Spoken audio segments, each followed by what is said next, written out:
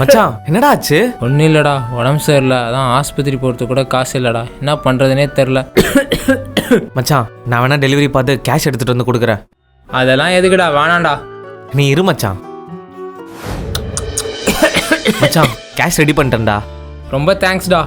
உன்ன மாதிரி ஃப்ரெண்ட்லாம் கிடைக்க நான் கொடுத்து வச்சிருக்கணும்டா. அதுக்கு முன்னாடி ஒரு இடத்துக்கு மட்டும் போனோம், வரியா? மச்சான் கோயிலுக்கு ஏன்டா கூட்டு வந்த? மச்சான் உனக்கு உடம்பு சரியாகணும்னு மொட்டையை போடுறதா வேண்டிக்கிட்டேன்டா. அதெல்லாம் எதுக்குடா? விடுறா மச்சான்.